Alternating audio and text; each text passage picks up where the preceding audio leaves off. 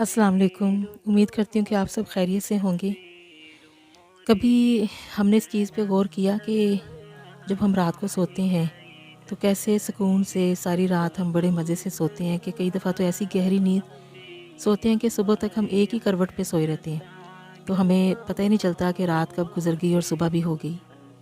लेकिन थोड़ा-सा अगर हम गौर करें, अगर हम थोड़ा-सा सोचें कि अगर यही हमारी दाढ़ में, गुर्दे में या अल्लाह ना करे जिस्म के किसी भी हिस्से में तकलीफ़ हो, तो फिर आप ज़रा सोचें कि रात कैसी गुज़रती है। रात गुज़रने का नाम ही नहीं लेती और हम सारी रात तकलीफ़ में, दर्द में, हम बेचैन होके करवटें बदलते रहते हैं, लेकिन नींद तो क्या आनी है, हम सारी रात दर्द और तकलीफ़ में गुज़ार देते हैं और हमारी रात गुज़रती नहीं है। और हमारी नज़रें हम बार-बार घड़ी की तरफ देखते हैं। एक-एक मिनट, एक-एक सेकंड, एक-एक लम्हा हमारा बहुत मुश्किल से गुज़र रहा होता है और हम लोग यानी कि नहीं सो पाते।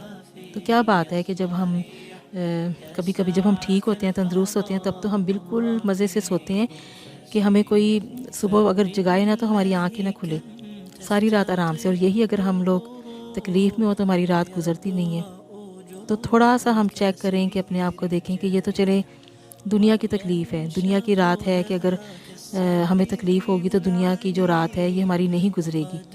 तो यही अगर कब्र की रात हो और कब्र में अज़ाब आ जाए तो वो रात हमारी कैसी गुज़रेगी। किसी इंसान को पता नहीं होता ना कि एक सांस आ रही है, अब दूसरी सांस आएगी कि नहीं आएगी, तो कौन सी सांस आखिरी है ये इंसान को नहीं पता।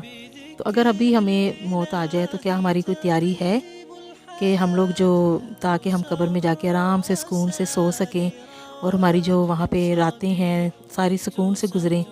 तो इसके लिए हमें खुद ही अपने आप को चेक करना पड़ेगा। वो जो देग पूरी तो नहीं खाई जाती ना, सिर्फ़ उसका एक दाना उठा के चेक किया जाता है कि देग कैसी है। तो हमने भी सिर्फ़ एक दाना उठाना है, बस सिर्फ़ एक दाना उठा के हमने अपना चेक करना है।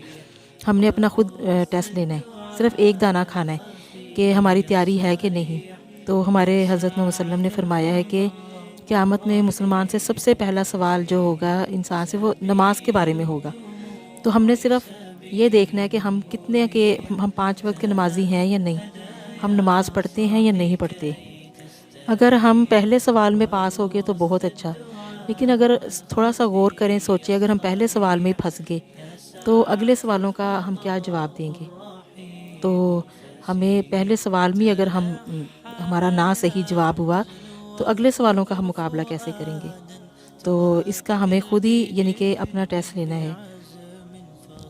तो फिर सारी उम्र की तकलीफ़ से बचने के लिए अब हमें नमाज़ी बनना चाहिए या नहीं, अब आप इसका खुद हमें अच्छे से अंदाज़ा हो जाना चाहिए। तो अगर कोई कभी कोई कहता है कि अब कोई कहता है कि हम क्या करें, हम नमाज की कोशिश करते हैं पढ़ने की, लेकिन हम क्या करें, हमारी आदत ही नहीं बनती। हम बस हमें हमारा यानी कि रूटीन बनती नहीं है। हम लोग जितनी भी कोशिश कर लें सुस्ती आ जाती है, शैतान हावी हो जाता है, हम नमाज नहीं पढ़ सकते। तो अल्लाह ताला कोई अल्लाह वाला है, उसने बहुत अच्छा नुस्खा बताया इसका।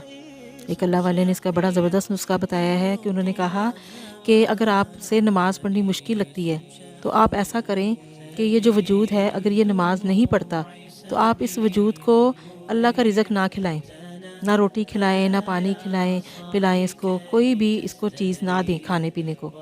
तो आप इसको कहें कि ये जो वजूद है इसको कहें कि तुम अपने रब के आगे नहीं झुकते, तो इसलिए तुम इस काबिल ही नहीं हो कि मैं तुम्हें कुछ भी खिलाऊं, तुम्हें कोई रिज़्क खिलाऊं या तुम्हें पानी पिलाऊं, इसीलिए मैं कुछ भी नहीं तुम्हें खिलाऊंगा। तो आप यानी कि देखें ना, दस्तरखान पे जितने मर्ज़ी मज़े-मज़े के खाने हों, रोटी पड़ी हो सामने, पानी हो, अब आप अपने हाथ से उठा के अपने मुँह में डालेंगे तो वो मुँह में जाएगा ना। जब आप अपने मुँह में डालेंगे नहीं खुद से, तो वो खुद ब खुद कैसे चला जाएगा आपके वजूद में। तो आप बिल्कुल पाबंदी करें, सख्ती करें और कहें कि मैंने बिल्कुल ना पानी पिलाना है, ना कुछ खिलाना है, इसलिए कि तुम इस काबिल नहीं हो कि तुम्हें कुछ खिलाया पिलाया जाए। जब तुम मेरे अल्लाह के आगे झुकते नहीं हो, नमाज नहीं पढ़ते, तो इसलिए मैं तुम्हें कुछ भी नहीं खिलाऊँगा। तो फिर आप सोचें कि जब आप ऐसी सख्ती करेंगे अपने वजूद पे, तो क्या वो नमाज़ी बनेगा कि नहीं बनेगा। इंशाल्लाह वो पक्का नमाज़ी बन जाएगा। और फिर आप ये यानी कि नहीं कह सकते कि हम कैसे करें, हमसे सुस्ती हो जाती है, फिर सुस्ती खुद ही भागेगी, क्योंकि खाने पीने की तो सुस्ती होती नहीं है ना। तो जब हम उसको खिलाएँ पिलाएँगे नहीं तो वो खुद ही फिर सुस्ती सारी भाग जाएगी और इंसान पक्का नमाज़ी बन जाएगा। تو اب جب ڈاکٹر کے پاس جاتے ہیں تو ہم دوائی لیتے ہیں تو پوچھتے ہیں نا کہ یہ ناشتے سے پہلے کھانی ہے یا ناشتے کے بعد. تو اس کی جو پہلی ڈوز ہے نا وہ آپ ایسا کریں کہ جو ناشتے سے پہلے والی خوراک ہے وہ ہے فجر کی نماز. تو اگر فجر کی نماز آپ کا وجود ادا کرے تو پھر اس کو ناشتہ کھلائیں. یعنی کہ پہلی خوراک یہ ناشتے سے پہلے کی خوراک ہے فجر کی نماز. یہ فجر کی نماز پڑھ لے تو پھر آپ اس کو ناشتہ کروائیں، ورنہ یہ بھوکا پیاسا رہے اس کو کچھ بھی نہ کھلائے پلائیں. تو دیکھیں جب صبح سویرے ہم اٹھتے ہیں منہ ہاتھ دھو کے، وہ منہ ہاتھ تو ویسے بھی دھونا ہوتا ہے، منہ ہاتھ دھوئے بغیر تو کوئی بھی ناشتہ نہیں کرتا یا کسی نے بھی. تو ویسے بھی تو جب صبح اٹھ کے منہ ہاتھ دھونا ہوتا ہے تو وہی وضو کر لیں. تو وضو کر کے نماز پڑھ کے تو تھوڑا قرآن ہی پڑھ لیں. ویسے بھی تو صبح اٹھ کے کوئی رسالہ، کوئی اخبار، کوئی میگزین وغیرہ اٹھا کے پڑھتے ہی ہیں نا، تو اس سے بہتر ہے کہ قرآن پاک پڑھ لیا جائے. تو اب اپنے گھروں میں ہم اپنا جائزہ لے لیں گھروں کا. تو ہمارے گھروں میں یعنی کہ کیا نام ہے، جو قرآن پاک ہوتے ہیں کئی گھروں میں ایسے پڑے رہتے ہیں کہ گرد و غبار سے اٹے ہوتے ہیں، ان پہ دھول جمی ہوتی ہے.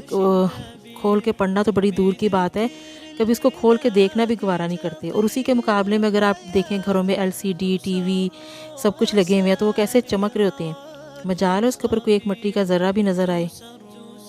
پھر جن گھروں میں قرآن پاک نہیں پڑھا جائے گا، نمازیں نہیں پڑھی جائیں گی، ذکر اذکار نہیں کیا جائے گا، تو وہاں پہ تو شیطان ہی حملہ کرے گا نا. پھر ہم پریشان ہو کے بھاگتے ہیں، کہتے ہیں کہ کیا کریں، ہمارے گھروں سے بیماری، ہمارے گھروں میں بیماری ہے، زحمت ہے اتنی، کوئی ناچاکی ہے، بری نظر ہے، کیا ہے، تو کیوں نہیں جا رہا. تو وہ کوئی کہتا کالا جادو ہوا ہے، کیا کیا جائے، اس کا توڑ کیا کیا جائے. تو جہاں پر اللہ کا ذکر نہیں ہوگا، قرآن نہیں پڑھا جائے گا، تو وہاں پہ کالے پیلے نیلے ہرے گلابی سارے جادو چلیں گے نا. تو شیطان تو حملہ کرے گا نا ایسے گھروں پر جہاں پہ اللہ کا ذکر نہیں ہے. تو یہ جو ہمارے گھر ہے نا، یہ اللہ کے ذکر اذکار سے آباد ہوتے ہیں. تو یہ جب جن گھروں میں ذکر اذکار نہیں ہوتا وہاں پہ ویرانی چھا جاتی ہے، اور وہاں پہ پھر شیطان حملہ کرتا ہے. تو وہاں پہ تنگ دستی، بیماری اور ہر طرح کی آفتیں، پریشانیاں، مصیبتیں، بلائیں آتی ہیں. تو ان کو بھگانے کا، ان کو دور بھگانے کا، ان سے نجات حاصل کرنے کا سب سے اچھا بہترین طریقہ یہی ہے کہ اللہ کے ذکر اذکار کیا جائے، نمازیں پڑھی جائیں. اور تب تک رات کو سویا نہ جائے، اپنے جسم کو، اپنے وجود کو نہ سلائیں جب تک یہ نماز نہ پڑھ کے سوئے. تو جتنی بھی تھکاوٹ ہو، جتنی بھی نیند آ رہی ہو، کہیں کہ جب تک نمازیں نہیں مکمل ہوں گی تب تک نہیں سونا. تو اس کو تھکائیں، اس کو جگائیں نہ، اس کو کچھ کھلائیں نہ پلائیں نہ اس کو سلائیں، بس اس کو جگا کے رکھیں اور اس کو اس کی سزا دیں کہ اگر نماز نہیں پڑھو گے، قرآن نہیں پڑھو گے تو تمہیں کچھ نہیں تب تک دیا جائے گا. تو پھر دیکھیں کیسا پکا نمازی بنتا ہے، کیسا پکا قرآن پاک پڑھنے والا بنتا ہے. تو یہ قرآن پاک اللہ تعالیٰ کی کتاب ہے، اللہ تعالیٰ نے یہ ہمارے لیے، انسانوں کے لیے ہی اتاری ہے، تو یہ ہمارے پڑھنے کے لیے ہی ہے. تو اگر ہم رحمتیں برکتیں چاہتے ہیں تو ہماری جو ہے قبروں میں جو روشنی ہے وہ انہی سے ہی ہونی ہے.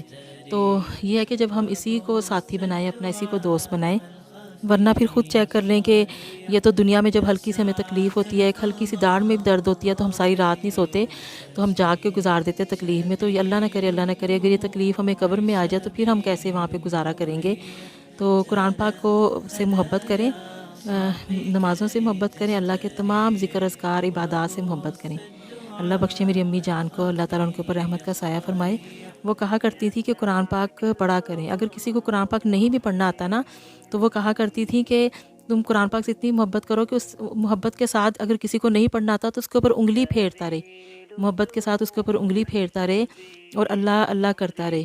تو اللہ کو کیا پتہ یہی ادا پسند آ جائے. وہ ایک واقعہ نا کہ ایک آدمی تھا، جیسے پرانے زمانوں میں تو اتنا عام نہیں ہوتا تھا کوئی استاد ملنا کہ جو قرآن کی تعلیم دے سکے. ہم تو خوش قسمت ہیں کہ اللہ تعالیٰ نے ہمیں ایسے دور میں پیدا کیا ہے، ایسے معاشرے میں رہتے ہیں کہ ہم تو قرآن کی تعلیم و تربیت بڑی آسانی سے حاصل کر سکتے ہیں جگہ جگہ.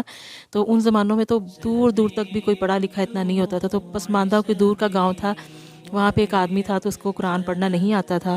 تو اس نے لیکن اس کو شوق بہت تھا، تو وہ خالی قرآن کھول کے اس کے اوپر انگلی پھیرتا رہتا تھا اور کہتا تھا کہ اللہ تو رحیم ہے، تو کریم ہے، اللہ تو رحیم ہے، تو کریم ہے، اللہ تو رحیم ہے، تو کریم ہے. تو وہ یوں ہی انگلی پھیر کے پورا قرآن ختم کرتا رہتا تھا. تو اور اللہ تعالیٰ نے اس کو بخش دیا. اللہ میں نے کہا کہ اس نے مجھے میری رحیم اور کریم ہونے کا کہا تو واقعی میں اس کے اوپر اب رحم اور کرم کروں گا. تو اگر کسی کو نہیں آتا تو وہ اس کو دیکھ لے. قرآن کو تو دیکھنا، محبت سے دیکھنا بھی ثواب ہے، اس کو تو پڑھنا بھی ثواب ہے. تو شکر ادا کریں کہ اللہ تعالیٰ نے ابھی وقت ہے ہمارے پاس، ابھی سانس ہے ہمارے پاس، ابھی ٹائم ہے، ابھی ہم لوگ یعنی کہ صحت ہے، تندرستی ہے، ہم پڑھ سکتے ہیں، نمازیں بھی پڑھ سکتے ہیں، قرآن بھی پڑھ سکتے ہیں۔ تو اللہ نہ کرے جب ہمارے پاس وقت نہیں رہے گا، کوئی ایک سانس باقی نہیں رہے گا، صحت نہیں رہے، کچھ نہیں رہے گا، تو پھر ہم کیا کریں گے؟ تو بعد کے پچھتانے سے اچھا ہے کہ آج ہی ہم چیک کر لیں، اپنا ٹیسٹ لے لیں اور آج سے ہی ہم کوشش کریں اور پوری محنت کریں، اور جو نسخہ بتایا اس پہ عمل کرتے ہوئے اس طرح ہی کریں، پھر دیکھیں انشاءاللہ کیسے نہیں ہمارا وجود، ہم نماز کے عادی نہیں ہوتے۔ وہ کسی شاعر نے کیا خوب کہا ہے نا کہ جو نبی کو میرے قبول ہوں وہی کاش میرے اصول ہوں، وہی صبر ہو، وہی گفتگو، وہی سادگی، وہی عاجزی۔ تو ہم لوگ سارے وہی کام کریں جو ہمارے اللہ اور اس کے نبی کو پسند ہے۔ امید کرتی ہوں کہ آپ کو آج کی اچھی بات پسند آئی ہوگی۔ مزید اچھی باتیں سننے کے لیے انشاءاللہ لائک، سبسکرائب اور کمنٹس کریں۔ پھر آپ سے انشاءاللہ جلد ہی ملیں گے نئی اچھی بات کے ساتھ۔ اللہ آپ سب کا حامی و ناصر ہو۔ اللہ حافظ۔